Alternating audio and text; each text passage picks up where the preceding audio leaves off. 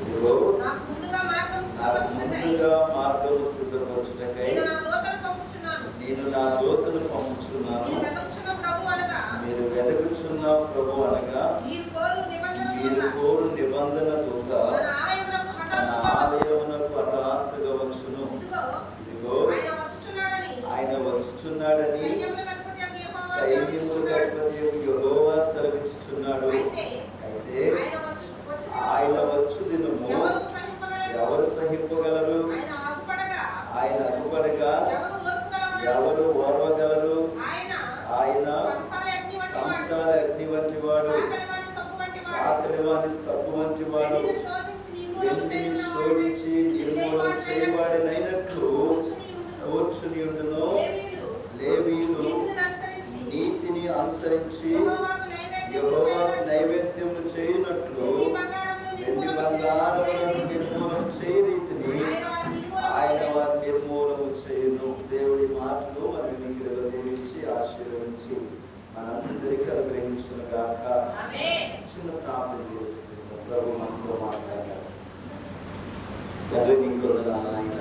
ఇదివరకు కృప చేత మమ్మల్ని నడిపించారు, మీ ఆత్మ చేత మమ్మల్ని బలపరిచారు. దేవా, నీ వాక్య ధ్యానం చేస్తుండగా నీవే మాతో మాట్లాడండి. నీ మాట మమ్మల్ని బ్రతికిస్తుంది, నీ మాటే మమ్మల్ని వెలిగిస్తుంది, నీ మాటే మమ్మల్ని స్వస్థపరుస్తుంది, నీ మాటే మమ్మల్ని ఆదరిస్తుంది. కనుక ప్రభువా, ఈ రాత్రి కాల సమయంలో సూటిగాను తేటగాను నాతో మాతో మీరు మాట్లాడండి. నన్ను నీ సిలువ చాటును మరుగు చేసి నీవే ప్రభువా మా అందరినీ కూడా దర్శించమని, కృప చూపించమని సమస్తమును నీకే సమర్పించుకుంటూ క్రీస్తు నామని ప్రార్థన అడుగుచున్నాము తండ్రి. ఆమేన్. ప్రియ దేవుని పిల్లలారా, దేవుని యొక్క మాటలు మనం జ్ఞాపకం చేసుకుంటే ఇక్కడ దేవుని యొక్క భక్తుడు మలాకీ గ్రంథకర్త దేవుని యొక్క రాకను బట్టి మాట్లాడుతూ ఉన్నాడు. ఈ మాటలలో దేవుని యొక్క మొదటి రాకడ ఉన్నది, దేవుని యొక్క రెండవ రాకడ గురించి కూడా రాయబడింది. ఎందుకు ఈ మాటలు మనం జ్ఞాపకం చేసుకుంటున్నామంటే, దేవుని పిల్లలారా, ప్రభువు మొదట వచ్చినప్పుడు ఎలా వచ్చాడు అంటే సాత్వికుడుగాను దయాళత్వం కలిగిన దేవుడుగాను మన మధ్యలోనికి వచ్చాడు. ఆయన వచ్చేటప్పుడు ఆయన కంటే ముందుగా దేవుడు ఒక దూతను పంపించాడు. ఆ దూత ఎవరు అంటే అరణ్యములో దేవుని గురించి కేకలు వేస్తూ సువార్త ప్రకటించబడినటువంటి యోహాను. యేసు ప్రభు కంటే ముందు దేవుని సువార్తను ప్రకటించింది ఎవరు? యోహాను. యోహాను ముందుగా దేవుని ప్రకటించాడు. అప్పుడు అంటాడు యోహాను, నా వెనక వచ్చేవాడు నాకంటే గొప్పవాడు, ఆయన చెప్పులు వారు నిప్పులకైనను నేను యోగ్యుడను కాను అని చెప్తాడు. అయితే ఇంత తగ్గింపగలిగిన వ్యక్తి దగ్గర యేసు ప్రభు వారు బాప్తిసం తీసుకున్నారు. మీ దేవుని పిల్లలారా, ఇది మొదటి రాక. అయితే ఇక్కడ రెండో రాక గురించి మనం జ్ఞాపకం చేసుకుందాం. మొదటి రాకలో దేవుడు అందరినీ స్వస్థపరిచాడు, బాగు చేశాడు, ఒక ఉన్నతమైన స్థితిని అందరికీ కలుగజేశాడు. దీనులైన వారందరి యొద్ద నివాసం చేశాడు. ఆయన చెప్తాడు కదా, వినయము గల వారి యొద్దను దీన మనసు గల వారి యొద్ద నేను నివాసము చేస్తానని ప్రభు మాట్లాడతాడు యెషయా గ్రంథంలో.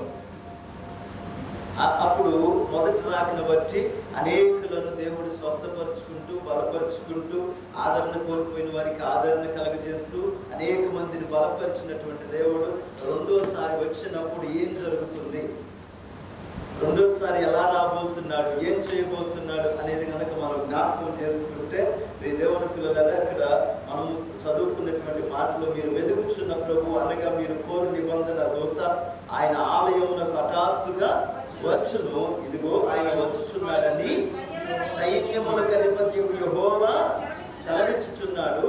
అయితే ఆయన వచ్చు దినము ఎవరు సహింపగలరు? ఆయన రెండోసారి వచ్చేటప్పుడు ఆయన వచ్చు దినమునంట ఎవరు కూడా ఏం చేయలేరంట, సహింపలేరంట. కారణం ఏంటి? మొదట వచ్చినప్పుడేమో ప్రేమించారు, సహించారు, దాన్ని చూడగలిగారు. ఎందుకంటే మొదట ప్రభు వచ్చినప్పుడు అందరినీ కూడా ఏం చేశారంటే బాగు చేసుకుంటూ వచ్చాడు. పాపంలో ఉన్న వారిని క్షమించాడు, పాప బంధకాల్లో నుండి విడిపించాడు, దాన్ని చూడగలిగారు. కానీ ఈ రెండోసారి వచ్చేటప్పుడు అంట ఎవడు సహింపగలడు? మొదట వచ్చినప్పుడు స్వీకరించిన జనులు రెండోసారి వచ్చేటప్పటికి ఏం చేయలేకపోతున్నారంట? ఎవడు సహింపగలరు? ఆయన అగుపడగా ఎవడు ఓర్వగలడు? అంటే ఎలా రాబోతున్నాడు ఆయన? సహింపలేకపోవటానికి, ఓర్వలేకపోవటానికి ఆయన కంసాలి అగ్ని వంటి వాడు, చాకలవాని సబ్బు వంటి వాడు. ఎలా రాబోతున్నాడు ఆయన? సహించలేకపోవటానికి, ఓర్వలేకపోవటానికి ఆయనలో ఉన్న విశేషం ఏంటి? రెండోసారి వచ్చినప్పుడు ప్రభు నిన్ను క్షమించి ఇంకా నీ పాపములన్నింటినీ తుడిచివేసి నీతో పాటు ఉంటాడు అనుకుంటున్నావా? అందుకే చాలా మంది ఏం చేస్తున్నారంటే ఇంకా ఆలస్యం చేస్తున్నారు ప్రభు దగ్గరికి రావటానికి. రక్షణ లేని వారు, మారు మనసు లేని వారు ఆలస్యం చేస్తున్నారంటే మరి రక్షణ పొంది మారు మనసు కలిగిన వారు కూడా ఏం చేస్తున్నారు? ఆలస్యం చేస్తున్నారు. ప్రభు దగ్గరికి రావట్లా, ప్రభు దగ్గర కూర్చోవడానికి ఇష్టపడట్లా. ఆయన రెండోసారి వచ్చినప్పుడు, ఆయన పెళ్లి కుమారుడిగా వచ్చినప్పుడు నేను పెళ్లి కుమార్తెనై అలంకరించబడాలి, ఆయనతో కూడా పరమరాజ్యం చేరాలని ఎవరిలో కూడా నిరీక్షణ లేదండి. అందుకే ఎవడు సహింపగలడు? ఆయన భయంకరుడై రాబోతున్నాడు. ఆయన ఉగ్రత దినమును తీసుకొని రాబోతున్నాడు. అందుకే ఎవడు సహించలేకపోతున్నాడు. అందుకే ఎవడు ఓర్వలేక పోతున్నాడు. ప్రియ దేవుని పిల్లలారా, రెండో రాకడ అని మనం చెప్పుకుంటున్నాం, కానీ రెండో రాకడ కొరకు ఎంతమంది సిద్ధపరచబడి ఉన్నారు? ఎవరికి వాళ్ళు గుండెల మీద చేయి వేసుకొని నేను రెండో రాకడ కోసం ఎదురు చూస్తున్నానని చెప్పగలిగిన వాడు ఎవడైనా ఉన్నాడా? అందుకే సహింపలేకపోతున్నారంట, అందుకే ఓర్వలేకపోతున్నారు. కానీ ప్రభు చెప్తున్నాడు, అంతము వరకు సహించిన వాడి నా రాజ్యములకు వారసుడు. హల్లెలూయా, హల్లెలూయా. దేవుని పిల్లలారా, అందుకే ఆయన వచ్చినప్పుడు ఎవడు కూడా ఏం చేయలేకపోతున్నారంట? సహించలేకపోతున్నారంట. దేవుని పిల్లలు ఆయన ఆలయానికి ఎలా వస్తాడంట? హఠాత్తుగా వచ్చేస్తాడంట. ఆయన వచ్చు దినము ఎలా ఉండునో ఎవ్వరికి తెలీదు. రేపు వచ్చినా, మాకు వచ్చినా, క్షణకాలం తర్వాత వచ్చినంటే ఎవడైనా చెప్పగలడా? ఎవడు చెప్పలేడు. అంటాడు ఆయన దినము దొంగ వలె వచ్చును అంటాడు. హల్లెలూయా. ఆయన ఎప్పుడు వచ్చునో, అర్ధరాత్రి వచ్చునో, మధ్యాహ్నం వచ్చునో, నడిరేయి వచ్చునో ఎవడికి తెలీదు. కానీ మనం ఇంకా ఏం చేస్తున్నాం? ఆలస్యం చేస్తున్నాం. కొంతమంది ఆలోచన చేస్తూ ఉంటారు, ఆయన వచ్చినప్పుడు మారొచ్చులే, ఆయన వచ్చినప్పుడు మందిరానికి వెళ్ళొచ్చులే, ఆయన మొదటి వచ్చి అనేక మంది పాపులను క్షమించి పరమరాజ్యానికి వారసులు చేశాడు, రెండోసారి వచ్చినప్పుడు కూడా క్షమిస్తాడు, రెండోసారి వచ్చినప్పుడు క్షమించి నన్ను కూడా తీసుకెళ్తాడని అనుకుంటున్నారు. కానీ ఇంకా రెండోసారి వచ్చినప్పుడు క్షమాపణలేమి ఉండవండి. నీ చేయి పట్టుకుని తీసుకెళ్ళటమే కానీ క్షమాపణలేమి ఉండవు. అయ్యా నేను పాపినయ్యా అంటే అప్పుడు నీ గోడు ఎవడు వినేవాడు లేడు. అయ్యా నేను వద్దామనుకున్నానయ్యా, రాలేకపోయానయ్యా అంటే సరిపోదండి. అయ్యా నేను మందిరానికి వచ్చాను కానీ నేను సిద్ధపరచబడలేకపోతే కొంత సమయం ఇవ్వంటే ఎవరు కూడా నీకు సమయాన్ని ఇవ్వలేరు. జ్ఞాపకం చేసుకుని నేను వాక్యం అయితే చూపించను కానీ ఇదిగో ప్రియ దేవుని పిల్లలారా, 10 మంది కన్నికలు వెళ్ళారు. 10 మంది కన్నికలు దివిటీలు పట్టుకొని పెళ్లి కుమారుని ఎదుర్కోవటానికి వెళ్ళారు. పెళ్లి విందులోనికి పెళ్లి కుమారుడు వస్తున్న సమాచారం తెలుసుకొని దివిటీల్లో నూనె పోసుకొని దివిటీలు వెలిగించుకొని వెళ్ళిపోయి ఆ పెళ్లి మండపం దగ్గర కూర్చున్నారు. లోపలికి వెళ్ళటానికి ప్రభు రావాలి లేదా పెళ్లి కుమారుడు రావాలి. పెళ్లి కుమారుడు వచ్చినప్పుడు ఎదుర్కొని పెళ్లి కుమారుడితో కలిసి లోపలికి వెళ్ళటానికి 10 మంది కూడా ఏం చేసుకున్నారు? దివిటీలకు నూనె తీసుకొని నూనె పోసుకొని ఆ దివిటీలు వెలిగించుకొని వెళ్ళి కూర్చున్నారు. ప్రియ దేవుని పిల్లలారా, అవి వెళ్ళి కూర్చున్నప్పుడు ప్రభు రాక ఆలస్యమైంది. పెళ్లి కుమారుని యొక్క రాక ఆలస్యమైంది. ఒక మాట వినబడుతుంది, ఇంకా టైం ఉంది రావటానికి అన్న ఒక మాట వినబడినప్పుడు వీళ్ళందరూ కూడా ఏం చేశారో తెలుసా? ప్రియ దేవుని పిల్లరా, కునికిపాటులోనికి వెళ్ళారు. తెలుసా మీకు? కునికిపాటులోనికి వెళ్ళారు. అయితే ఈ 10 మంది కునుకు తీశారు. కానీ ఈ లోపుగా ఆలస్యమైన రీతిగా ప్రభు అక్కడికి వచ్చాడు. పెళ్లి కుమారుడు వచ్చాడు. పెళ్లి కుమారుడు వస్తున్నాడు, ఎదుర్కొని రండి అని ఒక కేక వినబడింది. ఆ కేక వినబడినప్పుడు 10 మంది కన్నికలు లేచారు. 10 మంది కన్నికలు లేచి అడావుడిగా ఆ దివిటీలు సర్దుకొని బయలుదేరకపోతే ఏం జరిగిందో తెలుసా? ఒక 5 కన్నికల దగ్గర నూనె ఉన్నది, ఒక 5 కన్నికల దగ్గర నూనె లేదు. ఆ 5 ఏం చేశారు అంటే వారి దగ్గర ఉన్న నూనె వారి దివిటీల్లో పోసుకొని వెలిగించుకొని పెళ్లి కుమారుని ఎదుర్కోవడానికి బయలుదేరారు. ఈ 5 అంటున్నారు ఇప్పుడు సిద్ధపాటు లేని వారు, బుద్ధి లేని వారు వీళ్ళు అంటున్నారు, అమ్మా మాకు కూడా కొంచెం నూనె మా దివిటీల్లో కూడా పోసుకొని మేము కూడా వెలిగించుకొని వస్తాం అంటే, సిద్ధపడి వచ్చిన కన్నికలు దివిటీల్లో పోసుకున్న నూనె కాక మరలా బుడ్డిల్లో తెచ్చుకున్నటువంటి బుద్ధి కలిగిన కన్నికలు ఏం చేశారంటే, అమ్మా మీకును మాకు నీ నూనె సరిపోదు, మీ అంగడిలోకి వెళ్ళి కొనుక్కొచ్చుకోండి అన్నాడు. హల్లెలూయా. అంగడిలోకి వెళ్ళి కొనుక్కొచ్చుకోండి అంటే ఈ లోపు వెళ్ళారు కొనుక్కొచ్చుకోవడానికి. కానీ ఈ లోపుగా పెళ్లి కుమారుడు వచ్చేసాడు. ఈ 5 కన్నికలు ఎదుర్కొన్నారు. ఈ 5 కన్నికలు తీసుకొని ఆ యొక్క పెళ్లి మండపం దగ్గరికి వెళ్ళిపోయాడు. తలుపు వేయబడింది. వీళ్ళ అంగడిలోకి వెళ్ళి నూనె కొనుక్కొని వచ్చేసరికి ఏమైపోయింది?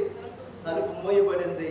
తలుపు మూయబడిన తర్వాత తలుపు కొడుతున్నారు. అయ్యా అయ్యా మేము కూడా వారితో పాటు వచ్చిన వారమే, మేము కూడా దివిటీలు పట్టుకొని వచ్చిన వారమే, మేము కూడా సంఘములో పరిచర్య చేసిన వారమే, మేము కూడా కానుకలు ఇచ్చిన వారమే, మేము కూడా దశంభాగాలు ఇచ్చిన వారమే, మేము కూడా పాటలు పాడిన వారమే, మేము కూడా ఇదిగో విజ్ఞాపన కూడికల్లో పాల్పొందులు చేసిన వారమేనయ్యా, మేము కూడా విశ్వాసులమేనయ్యా అని తలుపు కొడుతుంటే లోపల నుండి ఒక స్వరం వినబడుతుందంట.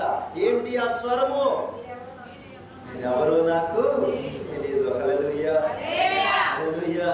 ఇక్కడ బ్రతికినంత కాలము విశ్వాస జీవితంగా బ్రతికు, ఇక్కడ బ్రతికినంత కాలం దేవుని సంఘంలో ఒక పాత్ర పోషించు. అక్కడికి వెళ్ళిన తర్వాత ప్రభువుని ఎదుర్కొనే పోయే ముందు ఏ స్వరం వినబడింది నీకు?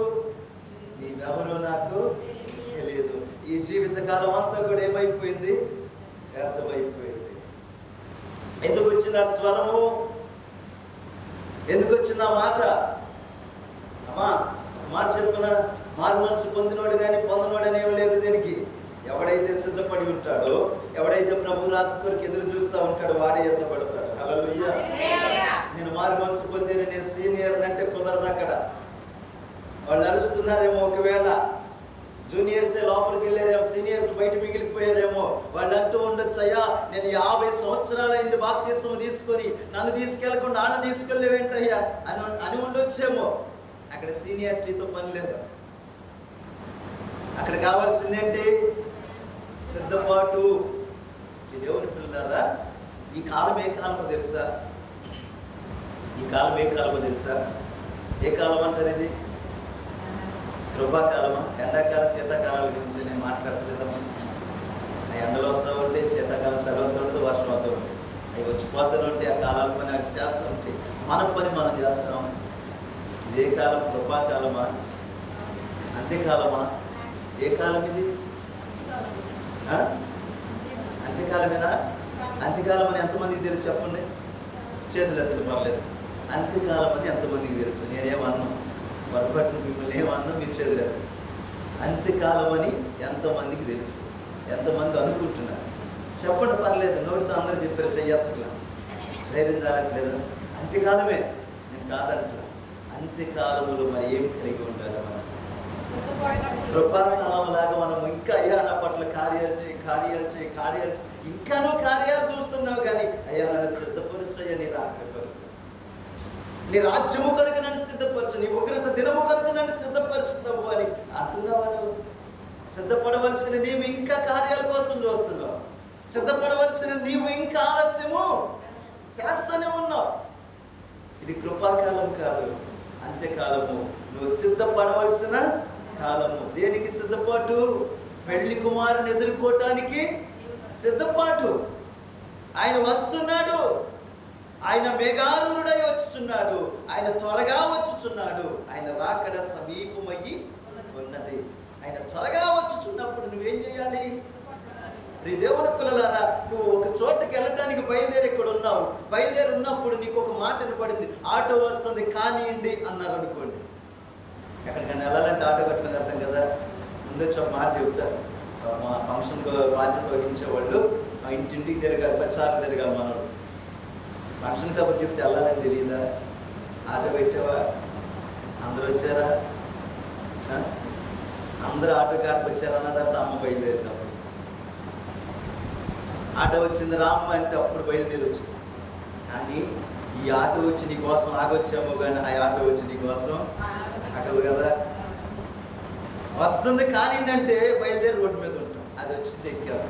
కానీ దేవుని పిల్లలు ప్రభు రాకడ అలా ఉండదు.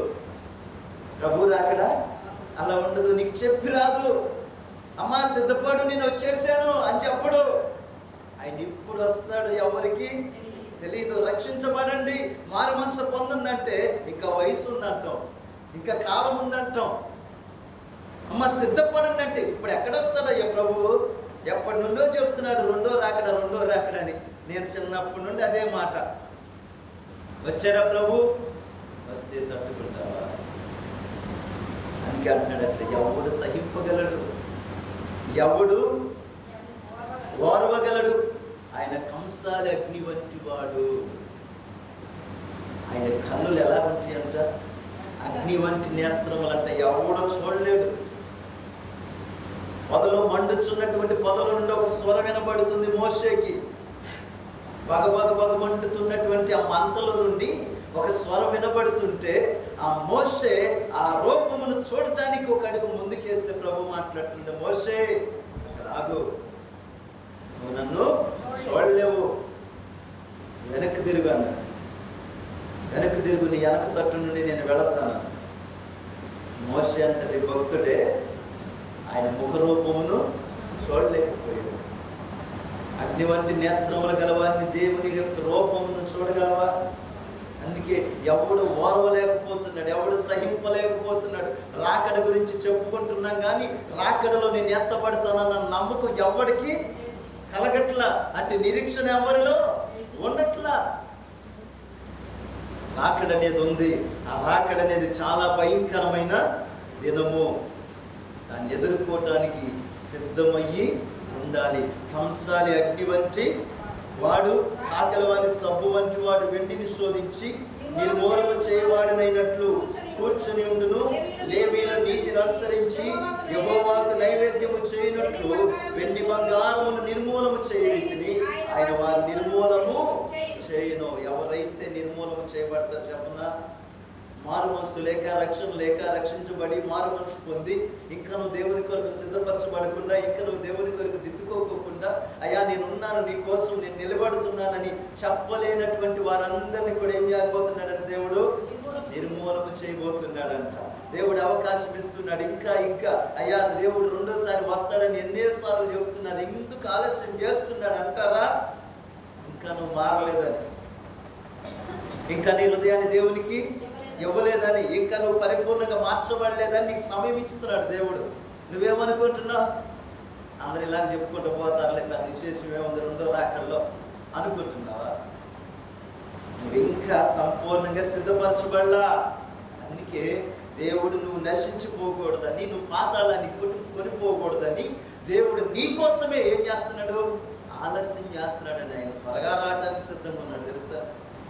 ఎవడు నశించిపోకూడదు, ఎవడు నరకాగ్ని చేరువు కాకూడదని దేవుని యొక్క దయా సంకల్పం. ఆయన వచ్చిన మర్మమే అది. ఆయన ఈ లోకానికి ఎందుకు వచ్చాడు చెప్పండి? ఆయన ఈ లోకానికి ఎందుకు వచ్చాడండి? నశించిన దాన్ని వెతికి రక్షించుటకు మనిషి కుమారుడి లోకానికి వచ్చాడు. ఆయన ఉద్దేశం ఏంటి అసలు? నశించిపోయే వారందరినీ కూడా కాపాడటానికే ఈ లోకానికి వచ్చాడు. మరి ఆయన ఉద్దేశాన్ని మార్చుకుంటాడని చెప్పండి. ఇంకా అనేక మంది ఎక్కడున్నారంట? నాశనంలోనే ఉన్నారు. దేవుని సువార్తను వింటూ, దేవుని మాటలు వింటూ, మీ దేవుని పిల్లలు అన్ని గ్రామాలను పక్కన పెట్టండి, అన్ని పట్టణాలను పక్కన పెట్టండి, మన దేవుని యొక్క సంబంధి గ్రామాలు కూడా ఎలాగున్నాయండి? మారు మనసు లేని గ్రామాలు, మారు మనసు లేని కుటుంబాలు. ఇంకా నువ్వు నిర్లక్ష్యం చేస్తూ ఏమంటారు? మళ్ళీ నువ్వు వెళ్తున్నావుగా, నువ్వు చేయలే, నువ్వు వెళ్తున్నావుగా, నువ్వు చేయలే, నువ్వు చేస్తే మేమందరం బాగుంటాం. ఇక్కడ బాగానే ఉంటారు. ఆమె చేస్తే మనం పర్లోక రాజ్యం వస్తావా? నేను చేస్తే నా ఇల్లు అంతా చేరిద్దా చెప్పండి? బాగుపడతాం, సమృద్ధి కలిగి ఉంటాం. ఒకళ్ళు ప్రార్థన చేస్తే కుటుంబం క్షేమం కలిగి ఉంటుంది. అక్కడి వరకు మంచిది. మరి పరలోక రాజ్యానికి పోవాలంటే, పరలోక రాజ్యానికి పోవాలంటే ఎవరికి వాళ్ళే సిద్ధపడాలి. ఊరు వెళ్ళాలంటే ఒకటే బట్టలు వేసుకుంటే సరిపోద్దా? ఇల్లంతా తయారవ్వకుండా, ఇంట్లో ఉన్న వాళ్ళందరూ తయారవ్వకుండా ఒకళ్ళు తయారైతే సరిపోద్దా? మరి నువ్వు తయారైతే చాలే గమ్మ, నేను ఎట్లా ఉన్నా పర్లేదు అంటారా? 3 ఏళ్ళు పెట్టి డ్రెస్ కొన్నావు, నాకు 3 ఏళ్ళు పెట్టుకుంటేనే వస్తాను అంటారా? మగపిల్లలు వాళ్ళు ఎంత కొన్నా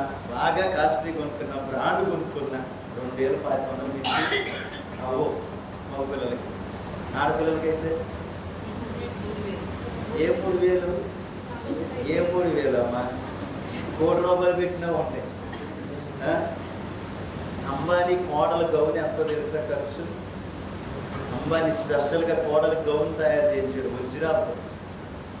వజ్రాలతో కింద నుండి పైకి వజ్రాలే గౌన్ నిండా స్పెషల్గా తయారు చేయించాడు. ఆడపిల్లల డ్రెస్సులకు వేళ కట్టలేవు, నువ్వు కొంటేనే వస్తాను, లేదయ్యా నువ్వు కట్టుకున్నావుగా పద అంటదా అనరు. నాకెందుకు నువ్వు 2,000 పెట్టుకున్నావు, నాకు 5,000 మినిమం 5,000 ఉంటారు కొనాలని. మరి ఇక్కడేమో ఒక చిన్న ప్రయాణం చేసి సాయంత్రానికి తీసి పడేసే వస్త్రాల కాడే ఇంత ఆలోచన, ఇంత వాల్యూ మనం చూపిస్తున్నామే. నిత్యము కోటాను కోట్ల సంవత్సరాలు జీవితము కలిగినటువంటి పరలోక రాజ్యం కొరకు ఎందుకు ఆలోచన లేదు? నువ్వు సిద్ధపడటమే కాదు, నేను కూడా సిద్ధపడతా. నేను కూడా దేవుని యొక్క రాజ్యం కొరకు ఆశ కలిగి ఉన్నాను. నువ్వెంత సిద్ధపడుతున్నావు, నేను కూడా అంతకంతకు సిద్ధపడతానని చెప్తారా? చెప్పలేరు. చేస్తున్నా కదా, చేస్తారు, చేసేవాళ్ళు అవుతారు, చేయనోళ్ళు.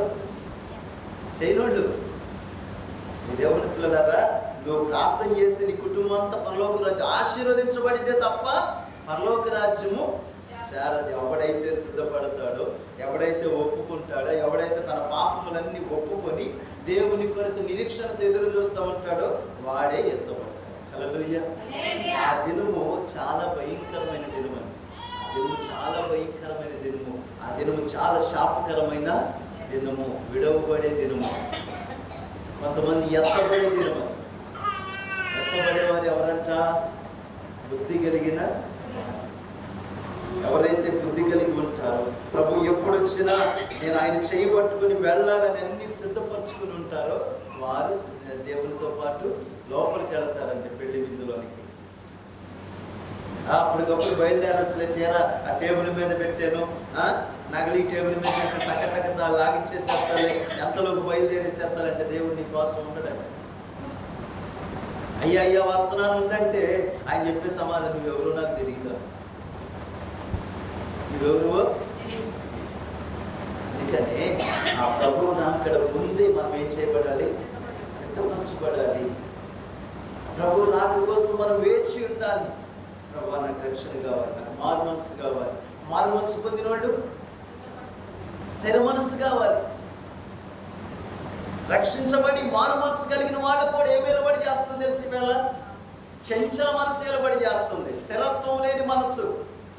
కాసేపు ప్రార్థన చేస్తాం, కాసేపు పాపం మాటలు మాట్లాడతాం, కాసేపు దేవుని సన్నిధిలో ఉంటాం. నేను మారు మనసు పొందాను, నేను బాప్తీసం తీసుకున్నాను, నేను దేవుని పెట్టినట్టు.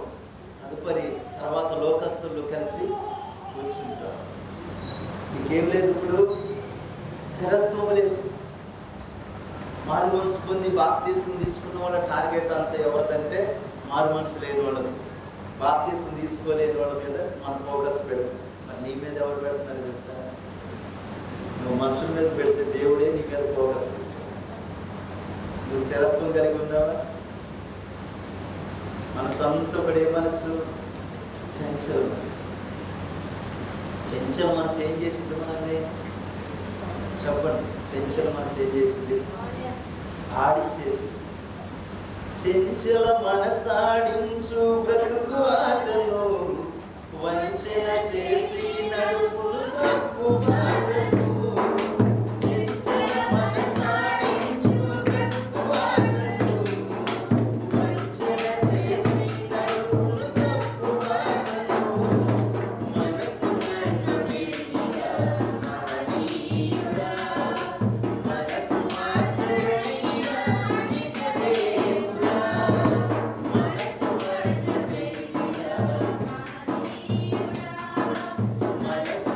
Today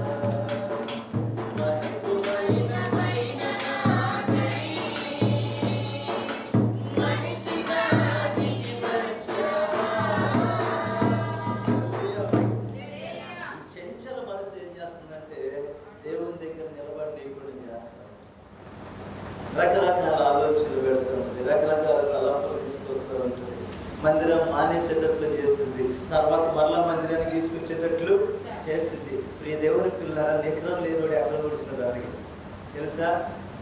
ఎందుకంటే వాళ్ళు ఏమి లేదు, ఆ మందిరానికి రావడానికి కూడా నిగ్రహం లేదు. మనకు ఒకరోజు వస్తాం, ఒకరోజు వాక్యం వింటాం, ఒకరోజు మందిరానికి రోజు వెళ్తున్నానయ్య అంటే అది కూడా రాంగ్ స్టెప్పే.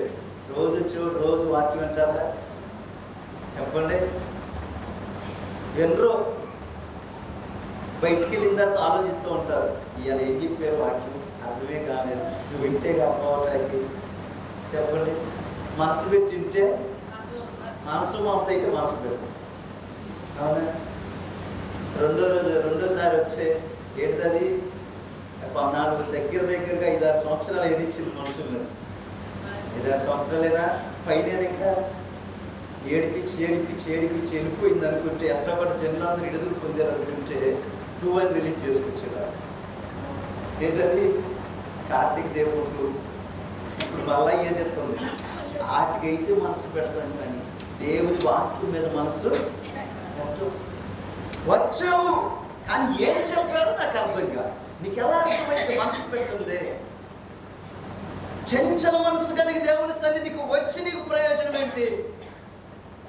దేవుని సన్నిధికి వచ్చిన నీవు దేవుని మాటలు వినాలి, హృదయంలో వాటి పదిలము చేసుకోవాలి. జ్ఞాని అయిన సొలొమోను అంటాడు, నా కుమారుడా, నా ఉపదేశమును వినుము, నా మాటలు అంగీకరించుము, నీ హృదయం అనే పలక మీద వాటిని రాసుకొనుము అంటాడు. దేవుని వాక్యం విన్నావు, నీవేం చేసుకోవాలి? నీ హృదయం అనే పలక మీద వాటిని రాసుకోవాలి. చాలా మంది అంటారు, నాకు చదువు లేదయ్యా అంటారు. నేను ఎలా చదవనయ్యా బైబుల్ అంటారు. వింటున్నావు, చెవులు ఉన్నాయిగా నీకు? చెవులునే లేవు.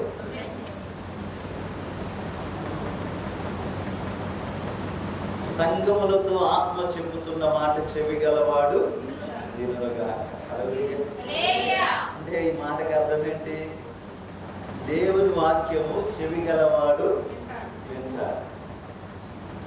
చెవి లేనివాడు ఏం చేస్తాడు? చెవులు లేనివాడికి ఏమైనా పడింది? ఎన్నారంగా సామెత మనం వచ్చారుగా మీటింగ్లకి, అయ్యగారు చెప్పారుగా. అదే మాట పగలు సాయంత్రం కూడా విన్నాం. 6వ తారీఖు పగటికాల వర్తమానంలో విన్నాం సామెత. రాత్రికాల సమయంలో కూడా పగలేమో జ్యోతిబాబు గారు చెప్పారు, రాత్రి ఏమో జాన్వేశ్వరి గారు చెప్పారు. ఏంటా మాట? చెవులు మీకు తినేసింది కదా. వచ్చారు ఆ టయానికి వచ్చారు, గుర్తొచ్చింది అది గుర్తురా అంటుంది. దానికి చెవులుంటే మా మాట వినపడేది కదా, దానికి చెవులు లేకే ఈయనప్ప, అందుకే సత్యం. దేవుని వాక్యము చెవి గలవాడు వినుగా. దేవుని యొక్క ఉగ్రత దినము చాలా భయంకరమైన దినము. ఆ దినమే దేవుడు మాట్లాడుతాడు. ఆయన దినము మహాభయంకరమైన దినము. ఆయన ఆలయమునకు హఠాత్తుగా వచ్చును అన్నాడు. ఆయన కంసాలి వాని అగ్ని వంటి వాడు. ఆయన చాలా భయంకరంగా ఉంటుంది. ఈ మాటలు నీ చెవిని పడకపోతే రేపు రోజున ఒకానొక దినాన ప్రభు వచ్చినప్పుడు నిన్ను గురించి ఆ మాట పలకబడితే ఏంటది? వీడికి చెవులుంటే వినేవాడు కదయ్యా, ఫలానా రోజు ఈ వాక్యం చెప్పినప్పుడు వీడికి చెవులుంటే ఈ మాట చెవులోనికి వెళ్ళేది కదా. చెవులు లేకయే ఆ మాటలు వినక ఈరోజు ఏమైపోయాడు? విడువబడ్డాడు, నరకంలోనికి త్రోయబడుతున్నాడు. దేవదూతలు అంటే అటోకు చేయి ఇటుకు చేయబట్టుకొని తీసుకెళ్ళి ఇసురుతీయం. ఎక్కడికమ్మా? అగ్నిగుండం. దాని లోతు ఎంతో ఎవడికి తెలియదు. దాని లోతు ఎవడికి తెలియదు. పిట్టలు ఇసిరినట్టు ఇసురుతారంట. బగబగమంటే అగ్నిగుండంలో విసిరి వేస్తూ ఉంటే, ప్రియ దేవుని పిల్లలారా, నిజంగా ఒక మాటలో చెప్పాలంటే రియల్ లైఫ్లోనైతే దానికి శక తగలంగానే చచ్చిపోతాం. కానీ అక్కడ చావు చత్తావా? అక్కడ ఒక మాట రాయబడింది, అగ్ని ఆనదు, పురుగు చావదు, నిత్యము పళ్ళు కొరకట, ఏడ్పు రొమ్ము కొట్టుకొనుట. అయ్యో, ఈ దుఃఖకరమైన పరిస్థితి మేము చూడలేమయ్యా. ఈ యాతనకరమైన స్థలంలోనికి ఎవడు రాకూడదయ్యా, ఎవడు రావద్దని నువ్వు అక్కడ సాక్ష్యం చెప్పిన ఎవడు వినటానికి? హనుమంతుడు వెళ్ళాడు కదా. ధనవంతుడు వెళ్ళి ఏం చెప్తున్నాడు? అక్కడ నుండి సువార్త ప్రకటిస్తున్నాడు. తెలుసా మీకు? అయ్యా, ఇది యాతనకరమైన స్థలం రా, నాకు తెలియక నా ఇష్టానుసారం నేను బ్రతికేసి, నాకు చెప్పేవాళ్ళు లేక, చెప్పినా వినకుండా నేనేం చేశానంటే నా ఇష్టానుసారంగా నేను బ్రతికాను. నా బ్రతుకు ఫలితమే నేను ఈ నరకరాజ్యంలోకి వచ్చానయ్యా. ఇక్కడ నెమ్మది అనేది లేదురా, ఇక్కడ సంతోషం అనేది లేదురా. ఇదిగో నేను కాలుకుంటూ వస్తున్నానా, మరలా నూతన శరీరం వస్తుంది, మరలా అది కాలుతుంది, మంట తప్ప రెండోది లేదా. ఇక్కడ యాతన పడుచున్నానయ్యా. నాకు 5 సహోదరులు ఉన్నారు, వాళ్ళు ఈ స్థలంలోని రాకుండా చెప్పయ్యా సువార్త అంటే. అబ్రహాం అంటాడు, ఒరి నాయన, మృతులలో నుండి లేచిన వాటిని చెప్తేనే వాళ్ళు సువార్తను నమ్మట్ల. గొంతు దించుకొని మైకలు బద్దలైపోయేటట్లు, అయ్యా మారండి, మారు మనసు పొందండి, రక్షించబడండి, నిత్య నరకాగ్ని తప్పించుకోండి అంటే ఎవడైనా లెక్క చేస్తాడా? చెవిని పెట్టట్లా. కారణం ఏంటో తెలుసా? వాళ్ళకేమి లేవు, చెవులు లేవు. చెవులుంటే ఏం వెళ్ళిద్ది చెప్పండి? చెవులుంటే ఏం వెళ్ళిద్ది? ఈ మాటలు వినబడతాయి. రోడ్డు మీద నడిచే ఒక బాటసారికి వెనకమాలో చారణ పడితే, వినబడితే ఏం చేస్తాడు? సైట్కి వచ్చేస్తాడు. వినబడినోడు ఏం చేస్తాడు? అలాగే పోతూ ఉంటాడు. ఆర్ని కొడతాడు, వీడికి చెవుడు అనుకుంటే ఒకడు పక్కకు పోతాడు, ఇంకొకటి పక్కకు పోతాడు, మూడో వస్తాడు, బ్రేక్ పడదు. ఏమైంది? తొక్కించుకుపోతాడు. దెబ్బకు దరిద్రం ఉంది. అలా ఉంటే ఇలాంటి పరిస్థితులే వస్తాయి. కనుక దేవుడు మనకి చక్కగా 2 చెవులు ఇచ్చాడు, వినికిడిచ్చాడు. నువ్వు చెవిటివానివైతే ఏమో చెప్పలేం, కానీ నువ్వు చెవిటివానివి కాదుగా. 2 చెవులు వినపడుతున్నాయా? ఒకసారి టెస్ట్ చేసుకోండి, వినపడుతున్నాయా లేదో? వినపడుతున్నాయి కదా. వినబడేటప్పుడు ఏం వెళ్ళాలి? చెవుల్లోకి దేవుని మాటలు వెళ్ళాలి కదా. నీ చెవుల్లోకి ఏ మాటలు వెళ్తున్నాయి? ఏ మాటలు నీకు తీయగొట్టినాయి? ఏ మాటలు నీకు వినసొంపుగా ఉంటున్నాయి? దేవుని శక్తి కలిగిన మాటలు, దేవుని పరలోక రాజ్యాన్ని చేర్చే మాటలు చెవిని పెట్టకుండా, అసహ్యమైన మాటలు, బూతులు, ఇదిగో లోక సంబంధమైనటువంటి వ్యవహారం కలిగినటువంటి మాటలు నీ చెవిని పెట్టుకుంటున్న వాక్యాన్ని మర్చిపోతున్న వేళ. ఇప్పుడంతా కూడా ఇప్పుడేంటి మన చెవుల్లో మారుమోగేది చెప్పండి? మారుమోగిపోతుంది మన చెవుల్లో. మాట్లాడుకునే పని లేదు, కూర్చునే పని లేదు, ఎటు చూసి ఏదో ఒక మైక వస్తానే ఉంటుంది. మనం మాట్లాడుకునే కూడా ఎవరు గెలుపుతారంటావు? నువ్వు గెలిపించేస్తావుగా, మరి గెలిపించి ఎవరు గెలుపుతారు? ఎవరు 10 ఏళ్ళు ఇస్తే ఆరు గెలుపు, అంతేనా? 10 ఏళ్ళు తీసుకోకుండా ఓటేస్తారా? ఎవరు ఎత్తున్నారా? అయ్యా మాకు మధ్యలో తినేస్తున్నారు అంటారా? తినకపోతే ఆలేకపోతే చెప్పడం, పని పాలు లేక తిరిగి కూడా తినకపోతే మరి ఇల్లు ఎక్కడ కలిసింది కదా. మనకు అవసరంలా అది కాదు, మనం చెవిని పెట్టాల్సింది. ఈ దేవుని పిల్లలను మాట్లాడుకోకపోయినా వాడు గెలిచేవాడు గెలుస్తాడు, చేసేవాడు చేస్తాడు. వాటి గురించి మనం మాట్లాడుకోవాల్సిన అవసరమే లేదు. నువ్వు వినవలసింది, మాట్లాడవలసింది దేనికోసం? దేవుని వాక్యంను బట్టి నువ్వు వినాలి, దేవుని వాక్యాన్ని బట్టి నీవు మాట్లాడాలి. ఆ దినము చాలా భయంకరమైన దినం. ఈ ఉగ్రత దినమును చూసినటువంటి వారంట కొంతమంది ఏమనుకుంటారో తెలుసండి? ఈ ఉగ్రత దినము, ఈ శ్రమకాలమును చూస్తున్నటువంటి బిడ్డలు కొంతమంది ఆత్మీయ బిడ్డలు, దైవికంగా ఎదిగినటువంటి బిడ్డలు, వారు చేసే సంభాషణ అంటే ఒక మాట చెప్పను నేను. అక్కడే ముందు చూడండి, 3వ అధ్యాయంలోనే, 3వ అధ్యాయంలో 13వ వచనం నుండి కొంచెం చదవండి. యెహోవా సెలవిచ్చినదేమనగా, నన్ను గూర్చి మీరు బహు గర్వపు మాటలు పలికి నిన్ను గూర్చి ఏమి చెప్పితమని మీరు అడుగుదురు. దేవుని సేవ చేయట నిష్ఫలమనియు ఆయన ఆజ్ఞలు గైకొని సైన్యములకు అధిపతి యెహోవా సన్నిధిని మనం దుఃఖాక్రాంతులుగా తిరుగుట వలన ప్రయోజనమేమనియు, గర్విష్ఠులు ధన్యులగుదరనియు, యెహోవాను శోధించు దుర్మార్గులు వర్ధిల్లుదురనియు, వారి సంరక్షణ పొందుదురనియు మీరు చెప్పుకొనుచున్నారు. అప్పుడు యెహోవా యందు భయభక్తులు గలవారు ఒకరితో ఒకరు మాట్లాడుకొనుచుండగా యెహోవా చెవియొగ్గి ఆలకించెను, మరియు యెహోవా యందు భయభక్తులు కలిగి ఆయన నామమును స్మరించుచుండు వారికి జ్ఞాపకార్థం ఒక గ్రంథము ఆయన సముఖమందు రాయబడును. హల్లెలూయా, హల్లెలూయా. శ్రమలు వచ్చినాయని, నిందలు వచ్చినాయని, అవమానాలు కలిగినాయని మనం ఏమైనా ఎలా మాట్లాడుకుంటామంట? ఆయన సేవ చేయటం నిష్ఫలము. ఇంకేమంటారంట? ఆయన ఆజ్ఞలు కైకొని సైన్యములకు అధిపతి యెహోవా సన్నిధిని మనం దుఃఖాకాంతులు ఉండటం, తిరుగుట వలన ప్రయోజనమేమి మనకి? గర్విష్ఠులు ధన్యులవుతున్నారు, యెహోవాను శోధించు దుర్మార్గులు వర్ధిల్లుతున్నారు, వారి సంరక్షణ పొందుతున్నారని మీరు చెప్పుకొనుచున్నారే అంటా ఉంటాం మనమా. అసలు అన్యాయంగా అందరిని మోసం చేసి కూడా బాగుపడుతున్నాడు. కష్టపడేవాళ్ళు మనం ఇలాగే ఉంటున్నాం. మోసం చేత వచ్చే రాబడి అంతా కూడా వాళ్ళకి ఎలాగుంది, దేవునికి ఎలాగుందని చెప్పేసి వాళ్ళ గురించి వీళ్ళ గురించి మనం మాట్లాడుకుంటాం కదా. మాట్లాడుకుంటారు చక్కగా మాట్లాడారు. మనం ఎందుకు దుఃఖంగా ఉండాలి? ఎందుకు దేవుని సన్నిధిలో ఆడవాలి? అటు ఎందుకు తిరగాలి, ఇటు ఎందుకు తిరగాలి? మనం ఎందుకు ఈ బతకాలి? ఆడు చూడండి, దుర్మార్గులు కూడా ఎలా వర్తిల్లుతున్నారు. వాడు అసలు మంచి అని చెప్పుకుంటే వాళ్ళు ఏమీ లేదు, కానీ వాళ్ళు ఎలా వర్తిల్లుతున్నారు చూడండి అని చెప్పేసి చెప్పుకుంటున్నారంట.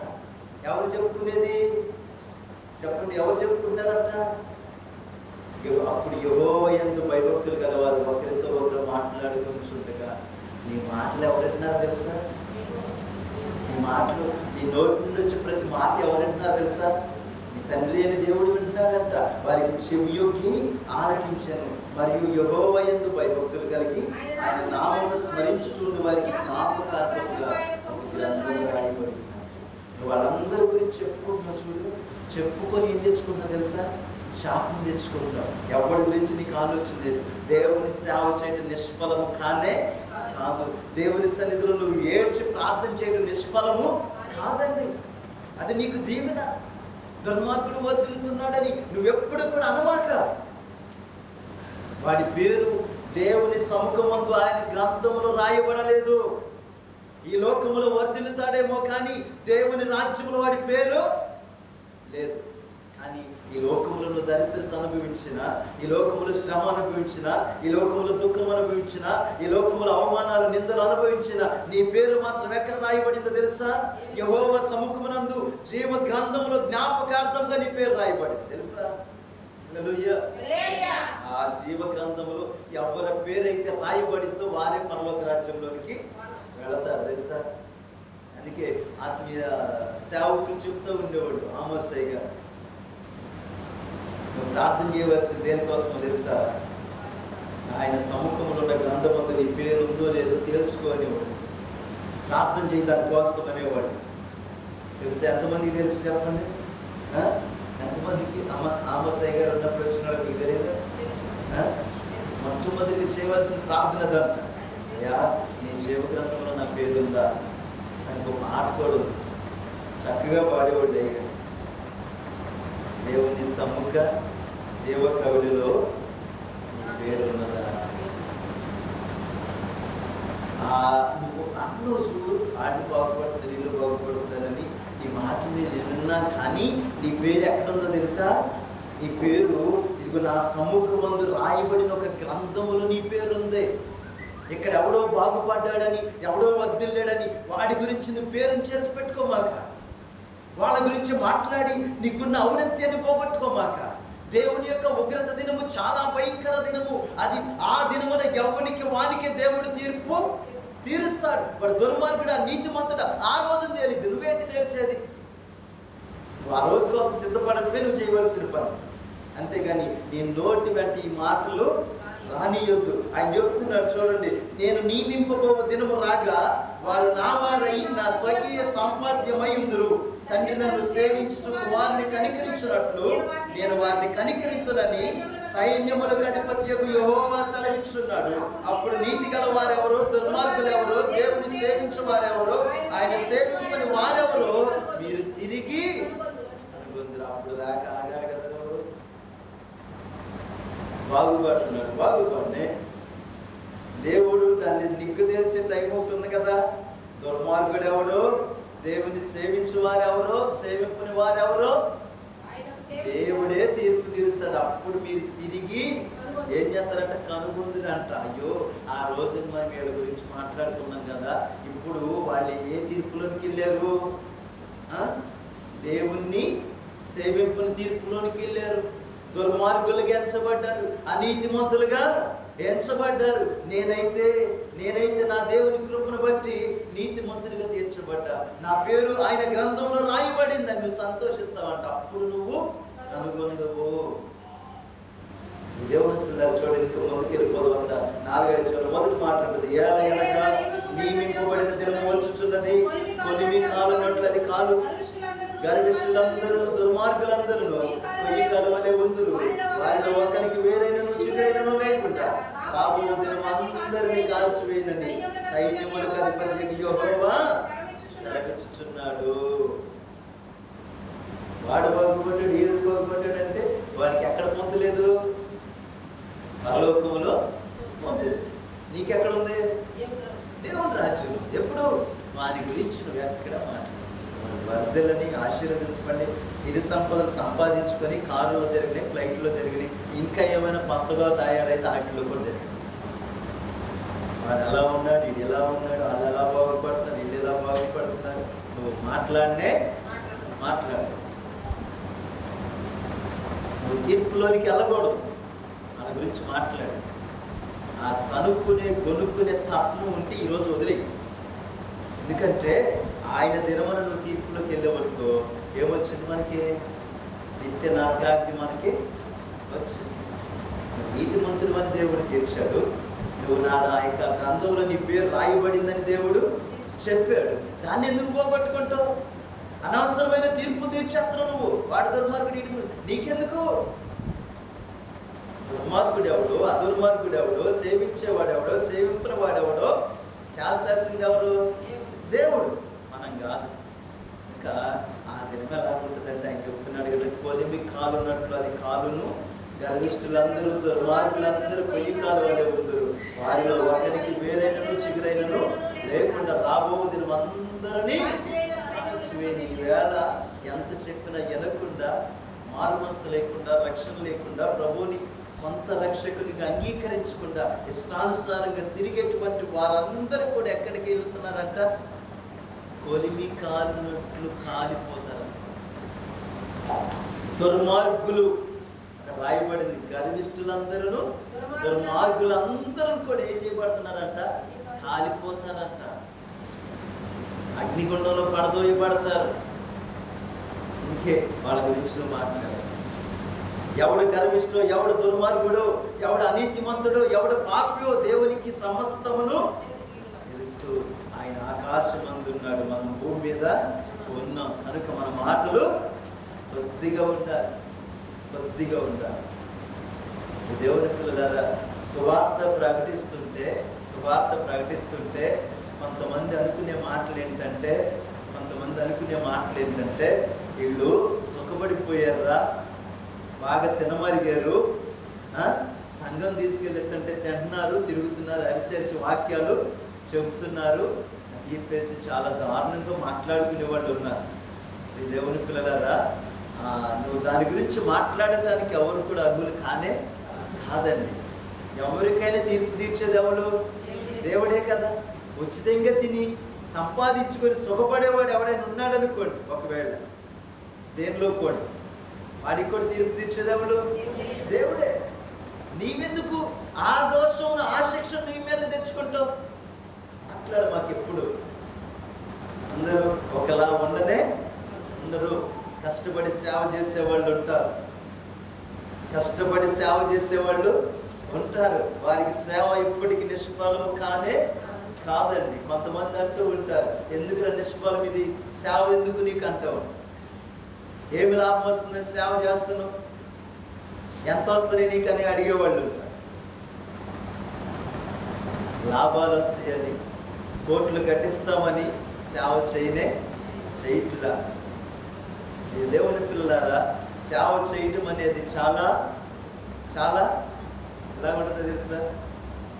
చాలా కష్టమైనటువంటి పని సేవ చేయటం అనేది. దానికి సమర్పించుకొని కష్టపడి సేవ చేసేవాళ్ళు కూడా దేనిలో ఉన్నారు. వారికి నిష్ఫలము కానే కాదు.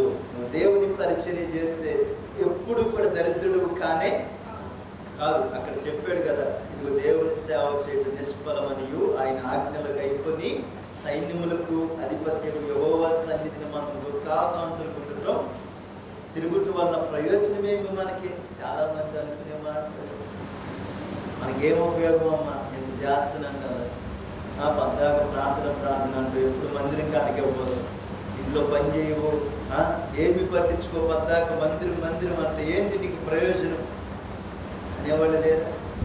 అనుకునేవాళ్ళు లేరా? ఏదైనా చిన్న మాట అని అనకపోయినా మందిరం మానేసేవాళ్ళు,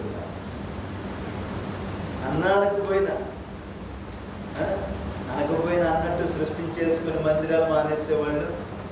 మన దగ్గర కాదులే, మామూలు సంఘాలు.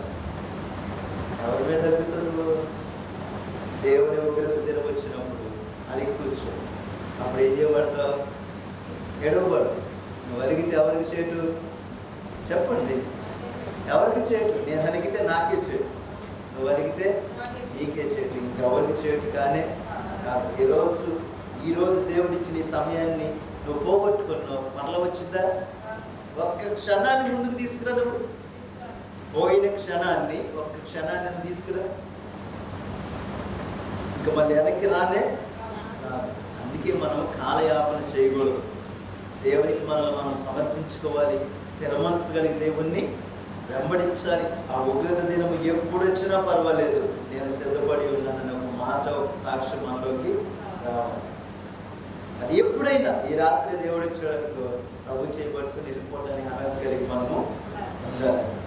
అది లేకుండా ఇంకా టైం ఉందిలే నువ్వు అనుకుంటూ ఉన్నందుకు ఆ టైం అనేది వచ్చేసింది, ఆ టైంలో విడవడం. ఎవరు చెప్పాడు కదా, తిరగని తెలుసుతూ ఉంటారంట. ఒకళ్ళు ఎత్తబడతారు, పొలంలో ఇద్దరు పని చేస్తూ ఉంటే ఒకళ్ళు ఎత్తబడతారు. ఇక్కడ ఎత్తబడేది ఎవరు? సిద్ధపాటు కలిగిన వాళ్ళు. ఆ మహా ఉగ్రత దినంలో కోరుకునేవాళ్ళు, దాని మీద సనుక్కునేవాళ్ళు, కొనుక్కునేవాళ్ళు కాదు, వారం లేని వాళ్ళు కాదు. అది ఆ యొక్క దినము మహా ఉగ్రత దినమని, చాలా భయంకరమైన దినమని. కనుక ఆ దినములో మనం ప్రవేశించకూడదు. దేవుని రాజ్యంలో మనం ప్రవేశించాలి. ఆయనతో ఎత్తబడే గుంపులో మనం ఉండాలంటే ఈ రోజు నుంచే మనం ఏం చేయాలి? సిద్ధపాటు కలిగి ఉండాలి. ఒకవేళ రక్షణ మారు మనసు లేదా, రక్షించబడాలి. ఒకవేళ ఇప్పటికే రక్షించబడి ఉన్నామా, మారు మనసు కలిగి ఉన్నామా, దాన్ని ఏం చేసుకోవాలి? స్థిరపరచుకోవాలి. నాకేంటే నేను ఎప్పుడు బాప్తీసం తీసుకున్నానంటే నువ్వు సిద్ధపడినట్టు కాదండి. బాప్తీసం తీసుకోగానే పరలోక రాజ్యం వెళ్ళిపోతామంటే కాదండి. బాప్తీసం తీసుకున్న దాని నుండి కూడా నీకు నువ్వేం చేసుకోవాలి? సిద్ధపరచుకోవాలి. ప్రతిరోజు సిద్ధపరచుకోవాలి. దావీదు భక్తుడు చేసేవాడంట, రాత్రికాల సమయంలో ఉదయం నుంచి సాయంత్రం వరకు ఏమి జరిగిందో మొత్తం స్మరణకు తెచ్చుకొని దాన్ని బట్టి ప్రార్థన చేసేవాడంట, కన్నీరు కార్చేవాడంట. ఎందుకంటే మరుసటి రోజుకి ఆ పాపం అతని మీద ఉండకూడదని. మనమైతే ఏం చేస్తున్నాం? చెప్పండి. ఓట్లాట్లన్నీ మనసులో పెట్టుకొని కూడుకోం. అయ్యే కాబోతున్నాం, అయ్యే దర్శనాలు అనుకోం కదా. నీ మనసులో ఈరోజు ఉదయం పుట్టిన కోపం సాయంత్రానికి ఉండకూడదు. నువ్వేమి చేయట్లేదని కోపపట్టు, ఆ కోపంతో అలాగే నిద్రపోయి ఆ రాత్రి దేవుడు వచ్చిననుకో, అప్పుడు నువ్వు వెళ్ళవు దేవుడితో పాటు. అయ్యా నేను వస్తున్నాను కదా, అయ్యా నేనేం చేయట్లేదు కదా, నాకు తెలుసు, నా నిరీక్షణ నాకుంది, నా పరిశుద్ధత నాకు ఉందంటే అప్పుడు అంటాడమ్మా, నీ పిల్లల మీద కోపడ్డావు కదా, కోపడి పిల్లలతో మాట్లాడేవా, అదే కోపంతో ఉండిపోయావు కదా, ఈ కోపం ఏం చేయిందంటే నీకు పాపంగా మారిపోయింది, నువ్వు నాతో రావడానికి అవకాశం లేకుండా చేసి. అందుకనే నువ్వు పడకలో చేరేటప్పుడు ఏం చేసుకోవాలి? ఎందుకో పిల్లలన్నా, తల్లిదన్నా, భార్యలన్నా, భర్తనన్నా, ఎవరినే మాట అన్నా సరే ఆ మాటను బట్టి ప్రార్థన చేయాలి, ఒప్పుకోవాలి, విడిచిపెట్టాలి. అప్పుడే ఆ రాత్రి ప్రభు వచ్చిన, ఆ గడిలో వచ్చిన మనం ఎలాగా ఎత్తబడతామంటే ఆ బుద్ధి కలిగిన కన్నికల్లాగా. అది మహాదినం కనుక, ఉగ్రత దినం కనుక ఆ దినములో మనం ప్రవేశించుకుని ఉండాలి. ఆ దినములో శ్రమల పాలు కాకుండా ఉండాలి. 7 ఏళ్ల శ్రమల్లో మనం ఉండకూడదు. అంటే అందరం కూడా దేవునిలో 1000 ఏళ్ల పాలనలో ఉండాలంటే ఇప్పటి నుంచే మనం ఏం చేయాలి? సిద్ధపాటు కలిగి ఉండాలి. ఈ కృపాకాలం కాదు, ఎంతకాలము సిద్ధపాటు కలిగినటువంటి కాలము, దిద్దుకోవలసినటువంటి కాలం. ఈరోజే మనం, రేపు మనది కాదని. ఎంతమంది చెప్తారు రేపు మారేనయ్యని? సామెతల్లో 29 అధ్యాయాలు అంటారు. 29 రేపటి గురించి మీరు అతిశయించుకోవద్దు, రేపు మీది కాదు. తర్వాత తీసుకున్నారే బాప్తిసం, తర్వాత మారు మనసుకుంటారే అనుకుంటే రేపు ఎవరు ఉంటారో ఎవరు పోతారో ఎవరికి తెలియదు. పోనీ నీకు తెలిస్తే నువ్వు ఉండు, తప్పులేదు. నేను ఫలానా రోజు వరకు బ్రతుకుతానయ్యా, ఫలానా రోజు బాప్తిసం తీసుకుంటాను, నేను నాకు ఏ చింత లేదు అనుకుంటే పర్వాలేదు. ఒకవేళ దాన్ని కూడా ప్రభువుని అడగాలనుకుంటే అడగవచ్చు. అయ్యా, నా జీవిత దినములు ఎన్ని, నా జీవిత దినములు లెక్క పెట్టే కృప నాకు ఇవ్వని నువ్వు ప్రార్థన చేయి, తప్పేం లేదు. దావీదు కూడా అదే చేశాడు.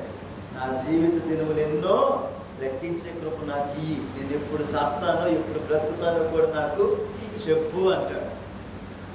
చేయొచ్చు ఆ ప్రార్థన కూడా. నేను ఎప్పుడు చచ్చిపోతాను చెప్పయ్యా నాకు అని చేయొచ్చు. చదువుకోం కదా, నేను ఎప్పుడు చచ్చిపోతానయ్యా, ఎన్ని సంవత్సరాలు బతుకుతానయ్యా అని దేవుని దగ్గర విచారం చేయొచ్చు, చేయకూడదా? చేయొచ్చు, చేయకూడదు? ఎందుకు డౌట్ పడుతున్నారు? చేయొచ్చు. అమ్మసాయి గారు ప్రభుని అడిగారు, నేను ఎన్ని సంవత్సరాలు బతుకున్నా? ఆయుష్ కాలం అంతా 74 సంవత్సరాలు అయిపోయారు.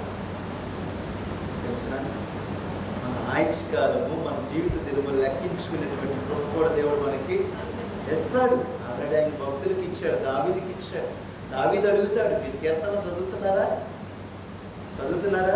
చదవండి, వరుసగా చదువుకుంటారండి. మీకు అర్థమైంది.